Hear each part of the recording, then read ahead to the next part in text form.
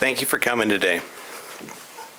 Last night, in conjunction with the Pennsylvania State Police, the Federal Bureau of Investigation, detectives arrested 28-year-old Brian Christopher Kohlberger in Albrightsville, Pennsylvania, on a warrant for murders of Ethan, Zana, Madison, and Kaylee. I want to personally thank these agencies for their assistance in this case. Kohlberger resides in Pullman, Washington, and is a graduate student at Washington State University. We will provide as much information as we can about the extradition to Idaho and the criminal process. However, due to Idaho state law, we are limited in what information we can release today until Kohlberger has his initial appearance in Idaho court.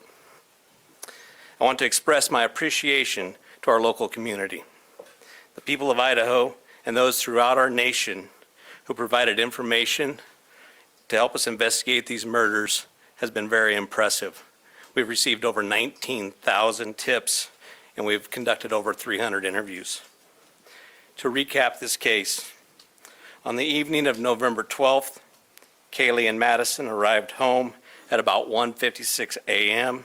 after visiting a local bar and street food vendor. Ethan and Zana were at the Sigma Chi house before arriving home around 1:45 a.m. The two surviving roommates had also been in the community but returned around 1 a.m. On the morning of November 13th, a 911 call was made at 11:58 a.m. reporting an unconscious person at the residence. The call came from inside the home from one of the surviving roommates' cell phones. Moscow police responded and found 2 victims on the 2nd floor and 2 victims on the 3rd floor. On November 17th, autopsies were conducted and the Latah County coroner confirmed the identity of the 4 victims. The cause and manner of death was homicide by stabbing. Some had defensive wounds, and each had been stabbed multiple times. These murders have shaken our community, and no arrest will ever bring back these young students. However, we do believe justice will be found through the criminal process. This was a very complex and extensive case. We had developed a clear picture over time, and we stand assured that the work is not done. But be assured the work is not done. This has just started. Since November, we have remained laser focused on pursuing every lead in our pursuit of justice for the victims and their families. I recognize the frustration with the lack of information that's been released. However, providing any details in this criminal investigation might have tainted the upcoming criminal prosecution or alerted the suspect of our progress. We will continue to provide as much information as we can as the process moves forward. Today, I want to specifically thank our dedicated Moscow Police Department detectives, patrol officers, the Idaho State detectives, the Idaho State troopers, and their crime lab technicians and scientists, and the Federal Bureau of Investigation for the resources and personnel to conduct this massive investigation. It was the dedication of them and the persistence and the numerous hours that led to an arrest. Fortunately, these highly skilled people worked together as a cohesive team to solve this case. I also want to thank our community and the nation. Over the past 6 weeks, I've been continually reminded of how much our community cares. Locally, public support has been exceptional with kind words, food for investigators, and letters of support. You will never know how much your words of encouragement help us through these trying times. I appreciate each of you and each of your kindness. Agencies and individuals from across the nation have reached out to us to express their support to this department. I'm reminded how our Moscow community Our families and the nation has been impacted by this daily. Finally, I do want to thank our media partners for the help. You kept this in the news, you helped us with tips, you kept things going, and we truly appreciate that. And you are the product of those 19,000 tips that we received, which is an impressive number. I would like to invite Bill Thompson, the county prosecutor, up at this time.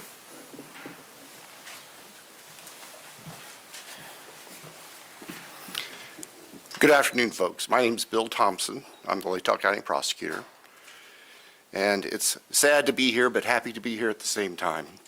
As Chief Fry indicated, a criminal complaint was filed yesterday here in Latah County, charging the defendant, Mr. Kohlberger, with 4 counts of first-degree murder, in addition to felony burglary, which involves entering the residence with the intent to commit the crime of murder. Mr. Kohlberger, and let me preface, there is a pending case now in court, and I and my office and the investigators have to live with the restrictions that our Supreme Court places on pretrial publicity. That said, I promise you we will share with you, through the court process or otherwise, whatever we are allowed to. I just appreciate your patience on that. The factual basis for the charges are summarized in what's called a probable cause affidavit that is on file with the court. According to the rules of the Idaho Supreme Court, that is sealed until Mr. Kohlberger is physically back in Latah County and has been served with the Idaho arrest warrant.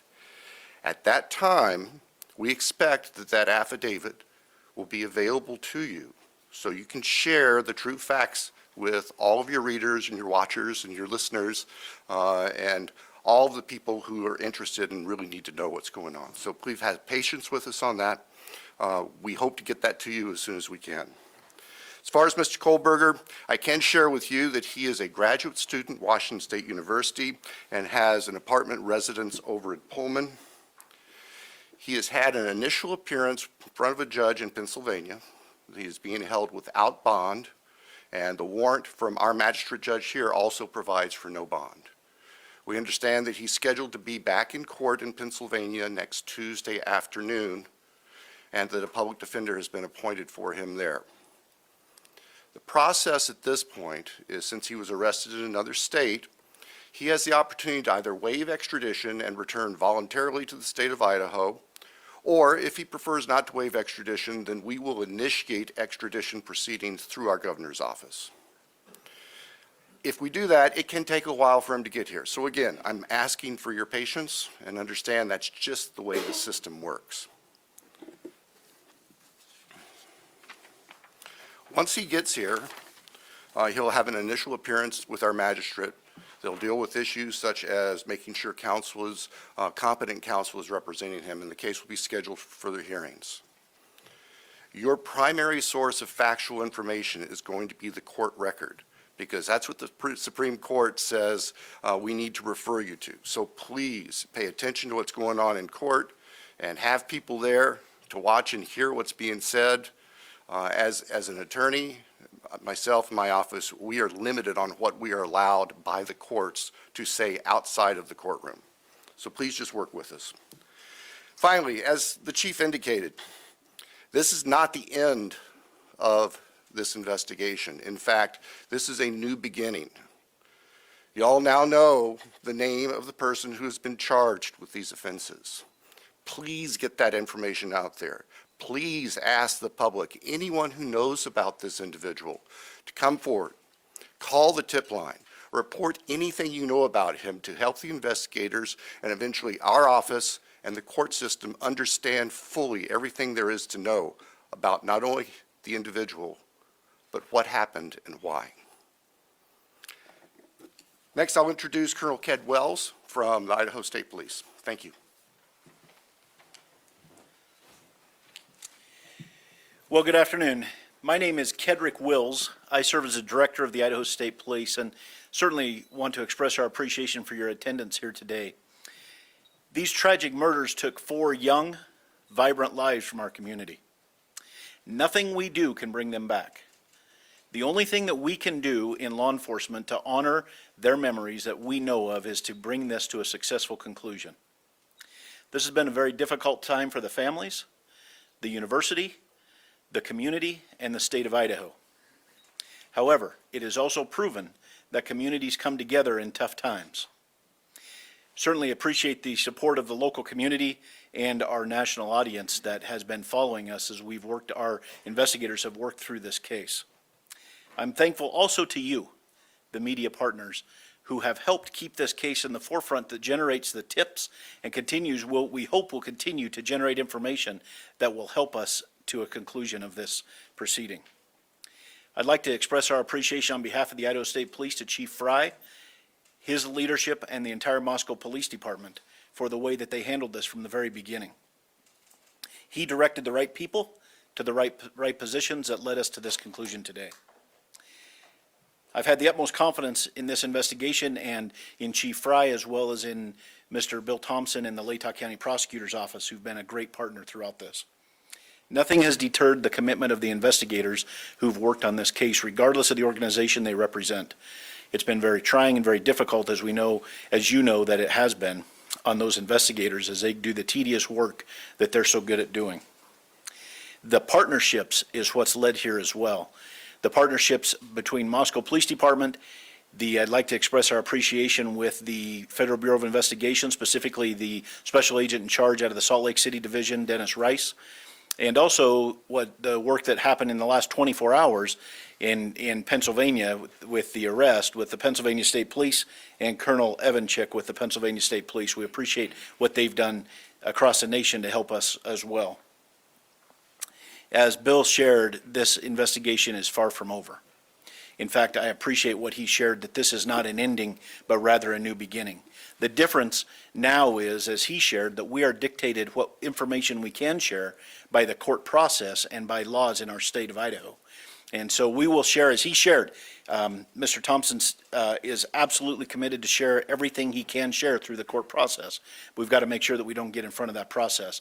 And we really deeply appreciate everybody's support here. The relationships that were forged here and the partnerships that were forged have led to this.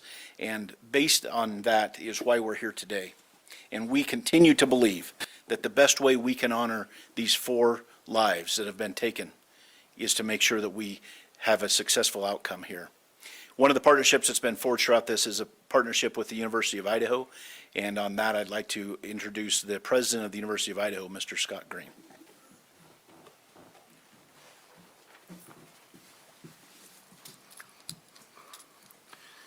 Thank you. Good afternoon. Scott Green, President of the University of Idaho. Today's news of arrest is a welcome one. It's relief to our university, our community, and our extended Vandal family. The outpouring of support over the past 6 weeks helped sustain us during the most trying time. It provided the strength that helped us navigate the international scrutiny visited on our students and employees. We are truly thankful for the compassion and acts of kindness shown to our community. Kindness is contagious, and it provided the light that reclaimed ground lost to evil and darkness. We first want to acknowledge and thank Governor Little for the early promise of financial support that enabled the university to secure our campus and focus on helping our students and our employees in the wake of the crimes.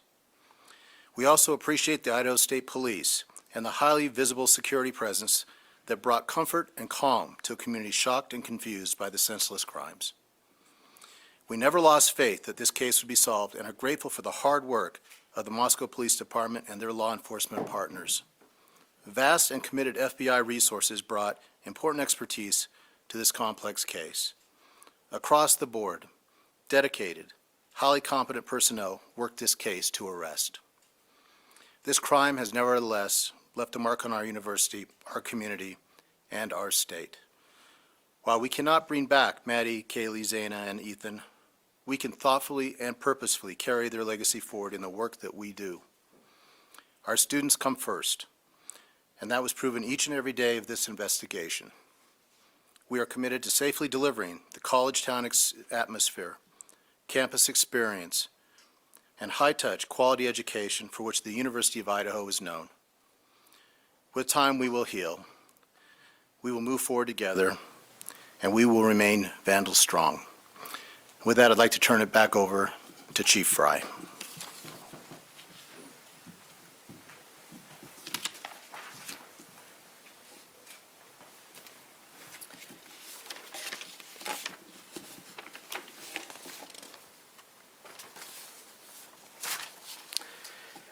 So now we will open the floor to questions. However, I want to remind everyone, as Prosecutor Bill Thompson explained, any factual information regarding the arrest of Kohlberger is currently sealed per Idaho law and will not be released until he has appeared in an Idaho court. Please formulate your questions accordingly.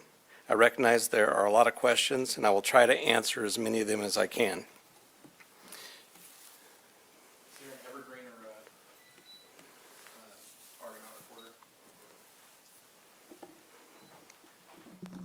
Lauren Patterson, Northwest Public Broadcasting, Spokane Public Radio. I realize the records are sealed. I guess I'm not too familiar with how it works, but can you tell us what tip, what lead, what piece of evidence really led you all the way from Idaho to the suspect in Pennsylvania?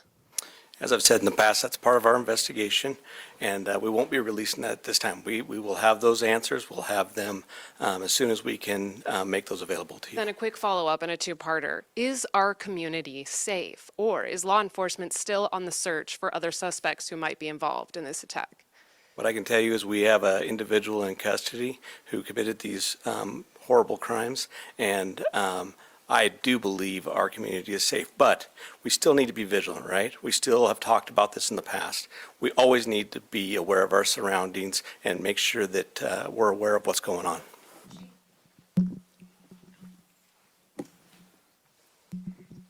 Hi, Chief. How soon into the investigation did police and law enforcement begin to spot Mr. Kohlberger as a potential suspect?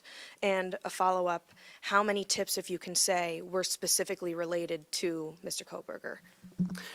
To the tip part, honestly, I can't answer that question, so I'm not even going to speculate on that. On the other part, that's part of our investigation, and it will come out. I'd like the mic to please come right over here. Thank you. Dana Griffin with NBC News. Can you confirm that Kohlberger asked whether or not anyone else had been arrested when he was in custody? I cannot confirm that, or I'm not sure of that information, but that would still be a part of our investigation. Did CODIS initially return any hits on this guy? That's still part of our investigation. That will come out. If we could get somebody over here, please. And then one final question. Is there any message to the online sleuths who slandered and harassed people who they believed were responsible? There was a lot of speculation going on, and we've always said from the very beginning that we're the official message that comes out, and to pay attention to what we're putting out there to the press.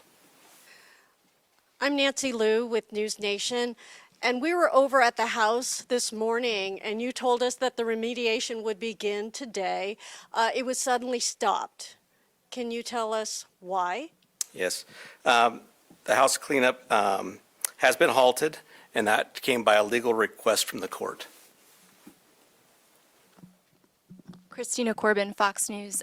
Chief, have you identified a motive in this? That is part of the investigation, and that will come out as we continue the investigation. But what we still ask is for people to continually send us things in the tip line. We are still looking for more information. We're still trying to build that picture, just like we have stated all along. We're putting all the pieces together, and that will help.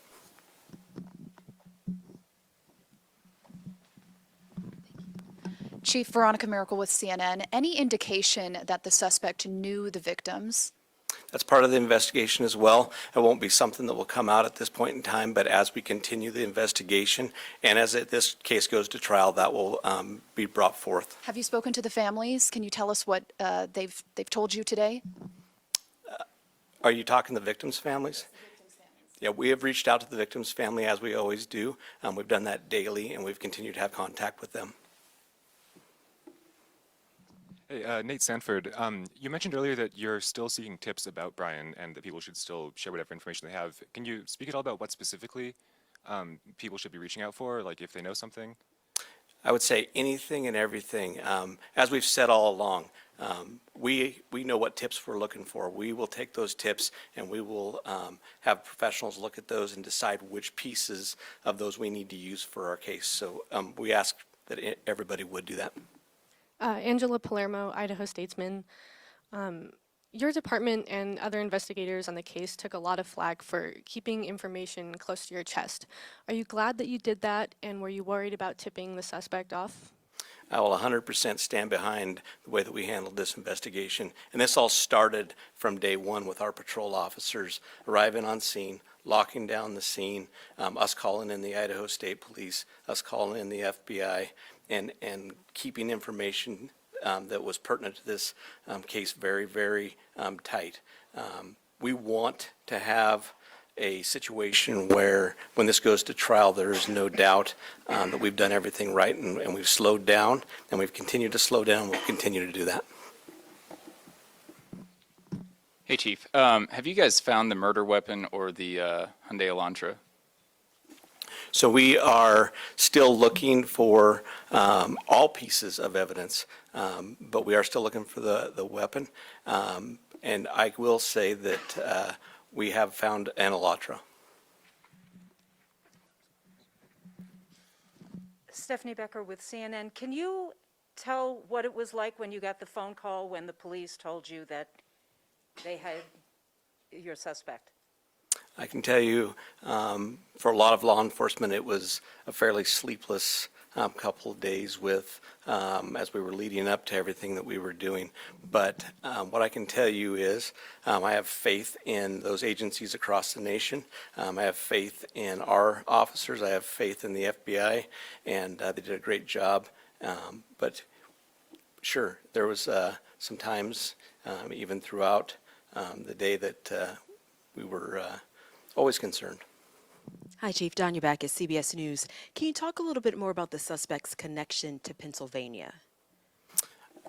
All I know is that he lives in Pennsylvania. Chief Guy Tannenbaum from Nonstop Local KHQ in Spokane. More about the Elantra. We saw reports that you mentioned that you recovered an Elantra, but can you specify where that was found? And we know that that was one of the biggest pieces of information you were asking from the public to tip. Were you able to provide an information on whether those tips led to this seizure of an Elantra? That's still part of the investigation that will come out in the future.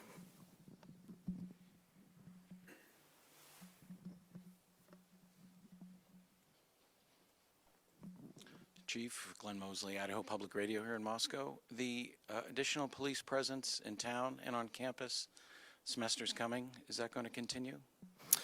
You will continue to see state troopers in the area. You know, we're talking to Latah County as well. You will see a presence of us that we're always have up on campus. We have assigned officers to that. So you will continue to see a law enforcement presence. I'm going to take two more questions. Hi, Chief. Julie Scott, ABC News. Can you tell us if you eventually had a license plate number to the Elantra and how you tracked it to Pullman? That's still part of the investigation that will come out.